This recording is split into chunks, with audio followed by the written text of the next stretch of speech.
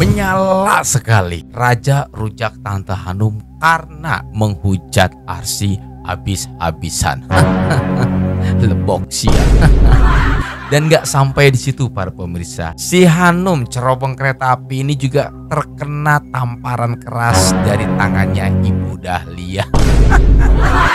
Lebok sia, ya. Gimana? Sakit nggak tuh? Ya, emosi kan? Bu Dahlia ini diem-diem tapi menghanyutkan. Sekalinya dia ngamuk, udah kayak serigala tutul, garang banget gitu ya. Si Hanum langsung kena tampar. Tahu nggak sih hal yang paling bikin gue seneng banget ketika Ibu Dahlia ini melepaskan tamparan keras kepada pipi si Hanum. Siapa yang pada saat itu dijaga dan dibela oleh raja? Siapa lagi kalau bukan Ibu Dahlia? Ya, nggak ada yang ngejagain si Hanum. Berita lo ya. Dan yang paling penting sekali, ini paling penting banget. Kenapa? Si Hanum kena ajab, kakinya kesleo dan nggak bisa disembuhin kan? Kena karma dari Arsy. Lebok si Hanum.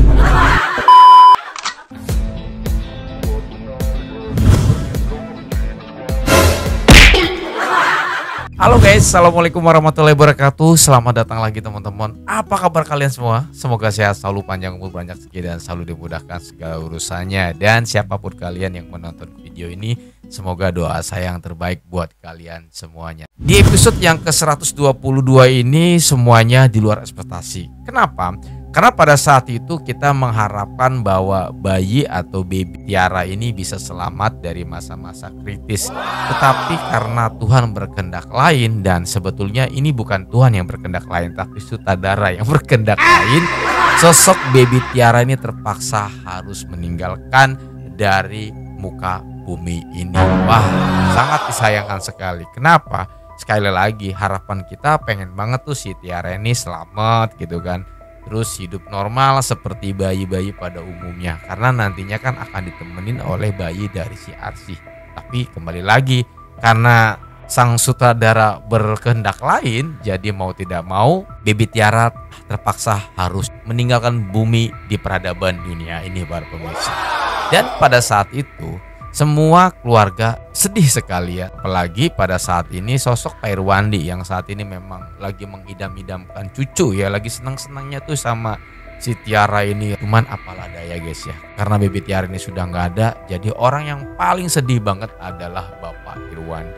Ditambah lagi nih guys, semenjak kejadian ini ya, Pak Irwandi ini diagnosa oleh pihak dokter jantungnya itu cuma sisa 30%. Wah, ngeri banget ya. Jadi setipis apa gitu, lo bayangin kalau hitungan 100% sekarang tersisa 30%. Jadi dikit banget ya, bukan setengah lagi gitu, seperempatnya mau out. Jadi ketika si baby Tiara ini meninggal, Arsy itu khawatir banget sama yang namanya Pak Irwandi gitu, takut ada apa gitu. Dan terjadi berulang kali Pak Irwandi itu mengalami sakit jantung ya guys ya. Namun ada yang menarik para pemirsa, karena pada saat ini ketika baby Tiara ini meninggal, ya mau nggak mau kan kalau orang berpikir logis ini adalah sebuah takdir, betul nggak sih? Iya dong, ini kan takdir. Mau gimana juga kan, mau diapain juga ya, namanya udah takdir, udah waktunya meninggal gitu ya. Nyawa ya mau nggak mau kita harus ikhlasin gitu. Tapi ada satu orang yang nggak terima gitu. Siapa lagi sih kalau bukan si cerobong kereta? Ya nggak perlu disebutin namanya. Ini murka banget yang namanya si cerobong kereta ini kepada Ibu Arsy. Nggak tahu kenapa. Memang sebetulnya sih bukan karena meninggalnya si baby Tiara ini. Memang dari awal juga memang dia kan udah nggak suka. Mau gimana juga tetap aja nggak suka. Nah di momen ini dijadikan kesempatan agar bisa melampiaskan rasa bencinya kepada si Arsy ini. Jadi dia bener-bener meluapkan semua emosinya. Pada saat proses pemakaman, justru momen itu malah menjadi malapetaka buat Arsy. Si Hanum cerobong kereta api ini ngerujak Arsy habis-habisan. Dan gak tanggung-tanggung, Arsy nangis bertubi-tubi. Sudah dibelain sama suaminya. Udah selamat tuh di frame yang pertama. Di ruang tamu udah dibentak habis-habisan. Wah udah ditolol-tololin lah.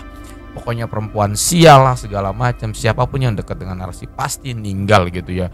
Jadi omongannya tuh udah bukan nusuk hati lagi, nusuk ke otak juga gitu. Dan gue yakin Arsy pada saat itu udah pasrah.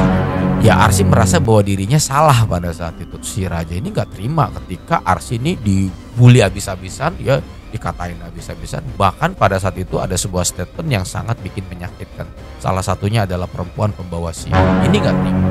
Otomatis tuh Raja langsung ngambuk. Terbong kereta disemprot habis-habisan tuh sama si Raja. Ya kan lebok sih ya. Dan setelah disemprot sama Raja, alhamdulillah tuh guys, langsung diem tuh cerbong kereta, kagak ngoceh lagi. Udah tuh tenang ya kan.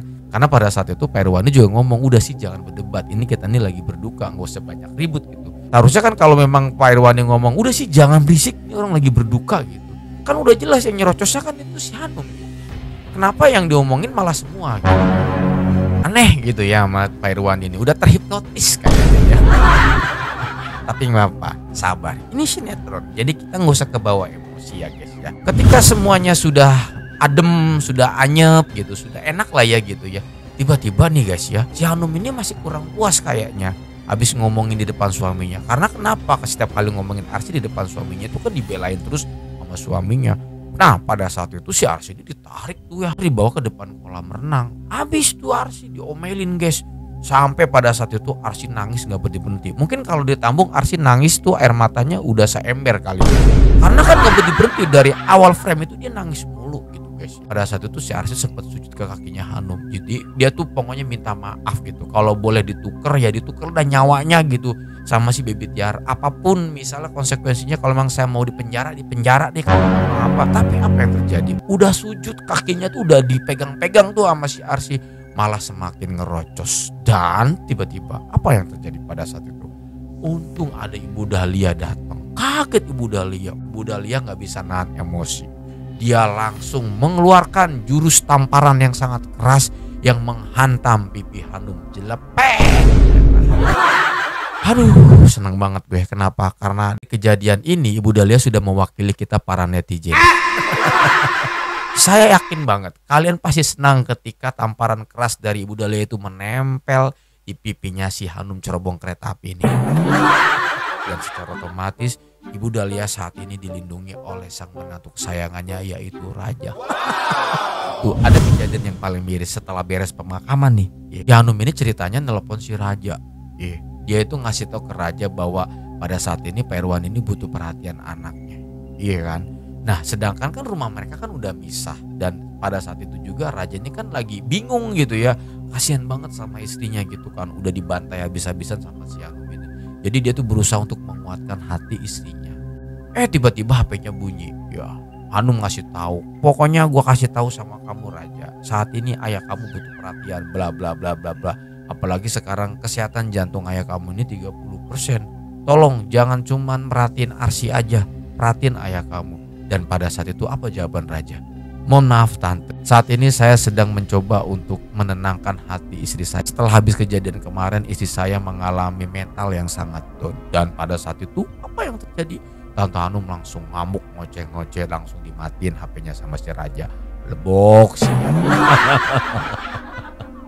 Ngoceh sendirian tuh nggak dapet tembok guys. Udah kayak orang nggak ada akalnya. Iya kan, mau marah sama Raja gimana ya kan, mau marah sama Arsy nggak ada Arsynya, orang Arsynya udah pulang ini kan. Ya udah terpaksa tembok nih jadi sasaran. Dan endingnya pada saat itu juga dia langsung terkena ajab nih ceritanya. Dia lagi ngoceh-ngoceh, kakinya kesleo, cetit aja kan. Jatuh tuh di ruang tamu. Untung kepalanya nggak kejedot tuh sama meja ruang tamu. Kan kalau kejedot tambah seru, jeledar aja, benyol gitu. Untung ada Iqbal, ya begitu mau jatuh langsung ditangkap. Tetapi para pemirsa pada saat itu si Tante Hanum ini kakinya ini cederanya lumayan lama. Wah, karena begitu dibawa ke rumah sakit, mau dibawa ke tukang urut, tukang manapun, itu kakinya nggak bisa sehat-sehat. Jadi pincang jalannya. Ini repot, ya. Ini repot.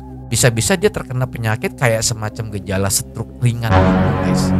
Bahaya nggak? Tapi sekali lagi ya teman-teman ya, ini kan semua sinetron, jadi kita nggak usah terlalu berlebihan. Cuman kadang-kadang kita memang emosi gitu ya, dan ini harus dilampiaskan. Aduh bating-bating ya, mudah-mudahan ya peran-peran aslinya enggak ya, sehat-sehat semua ya. Ini gue lagi ngomel tentang peran si Hanumnya ini guys ya, bukan orang asli. Dan di cerita lain nih para pemirsa, ini Pamungkas pada saat ini si Renata ini sebenarnya udah tahu bahwa meninggalnya si Baby Tiara ini kan udah jelas ulah dia sendiri. Tetapi pada saat itu dia nggak mau introspeksi diri. Nah, si Renata ini mencoba untuk meminta pertanggungjawaban kepada preman yang disuruh dan dibayar sama dia. Nggak taunya pada saat itu si premannya ini malah marah, ya kan? Nggak terima juga ketika dia diomelin sama si Renata. Dan endingnya apa yang terjadi pada saat itu? Renata mencoba melaporkan orang ini ke kantor kepolisian. Nah, ini menarik nih. Ini menarik, kenapa? Si preman itu jadi buronan polisi, ya kan, diuber-uber kemanapun juga, pokoknya harus ditangkap karena Renata ini kan udah ngelaporin si preman ini ke polisi. Tetapi endingnya si Renata juga ketangkap karena kan si preman ini ketika nantinya sudah ditangkap sama pihak kepolisian kan dia ngaku yang nyuruh kamu siapa? Ya dia, Renata. Kan otomatis intinya mah Renata juga ujung-ujungnya ditangkap polisi, guys. Udah pasti. Kita tunggu aja kira-kira kapan kuatnya Renata akan ditangkap sama polisi.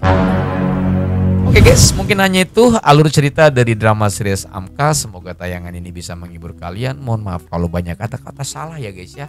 Namanya juga alur cerita, ya isinya cerita semua. Bosan kan ngeliat muka gue? Sama, gue juga udah muak ngeliat muka gue. Gue dari pamit, assalamualaikum warahmatullahi wabarakatuh dan bye-bye.